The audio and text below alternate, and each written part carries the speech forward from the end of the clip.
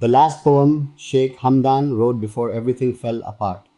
There was a last poem written before the silence came, before the arrangements collapsed, and the private life he had been carefully protecting finally became impossible to protect.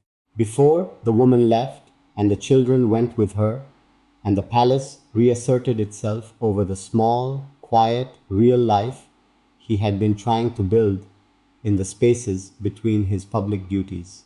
He wrote it the way he always writes, late, privately, with the kind of honesty that only comes out when a person is alone and the performance of the day is finally over. But this poem was different from the others. The people who knew him well enough to read the difference felt it immediately.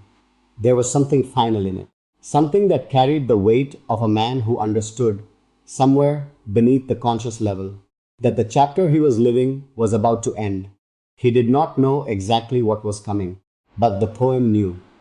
And today we are going to talk about what was in it, what it meant, and why it marks the exact line between the Hamdan who had hope and the Hamdan the world has been watching ever since.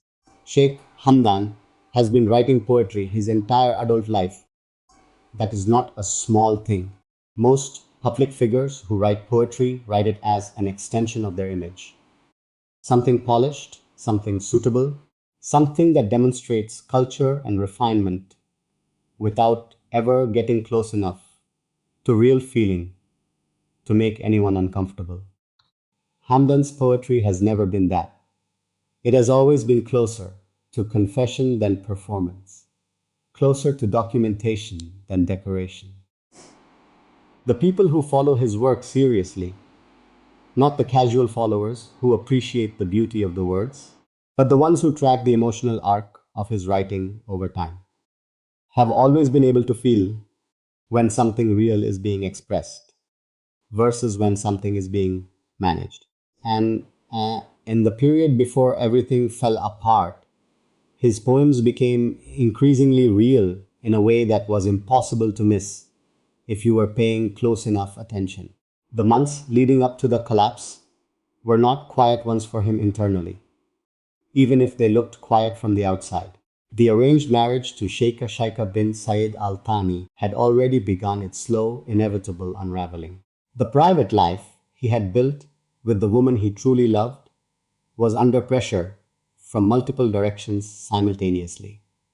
His father's expectations were becoming harder to navigate. The political demands on him were increasing.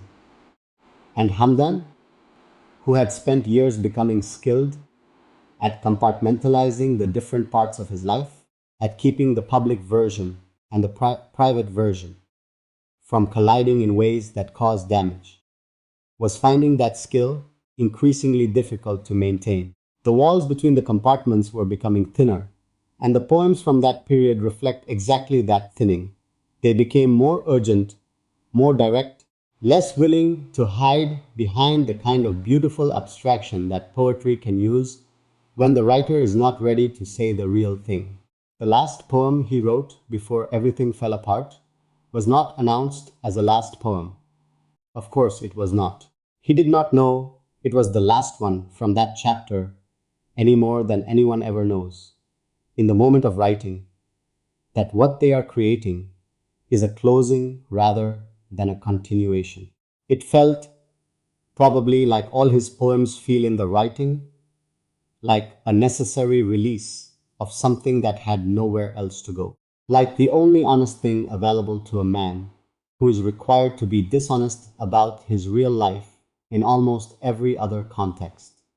He wrote it, he released it, and then the world that the poem was quietly trying to prepare him for arrived. What was in it was not dramatic in the obvious sense. It did not announce endings or make declarations that anyone without context could have identified as a warning.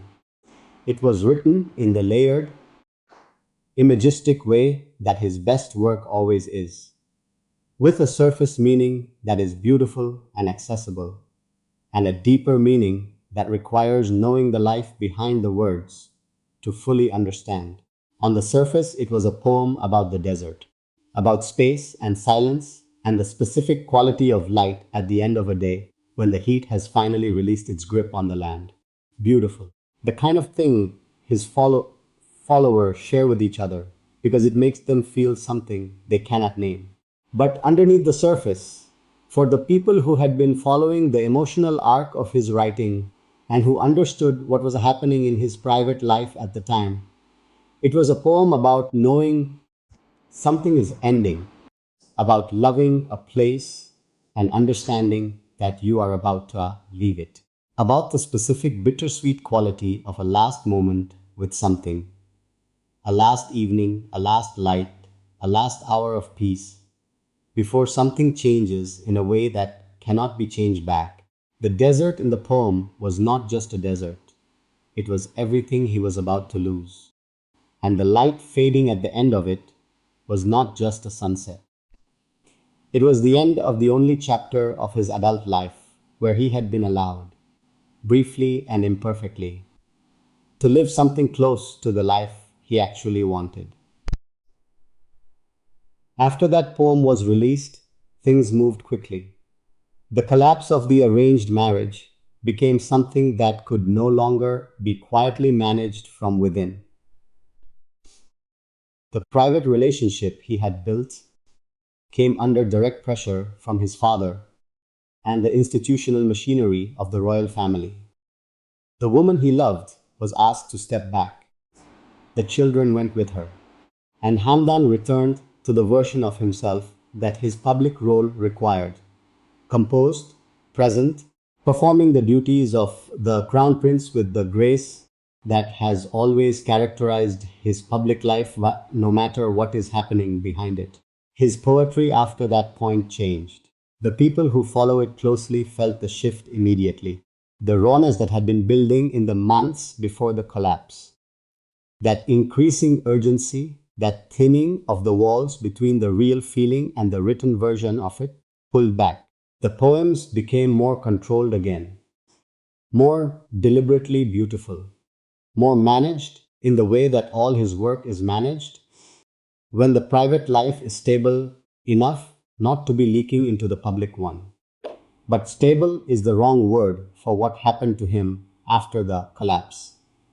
Contained is closer. The feeling was still there. It was just back behind a wall that had been rebuilt with considerably more intention than the one that had worn thin in the months before. Some poems are records of a life. Some poems are predictions of what is coming. And some poems are both at once, written from a present moment that already contains the seeds of the future, by a person who does not yet know what is about to arrive, but whose heart has already registered its approach. The last poem Sheikh Hamdan wrote, before everything fell apart, was that third kind.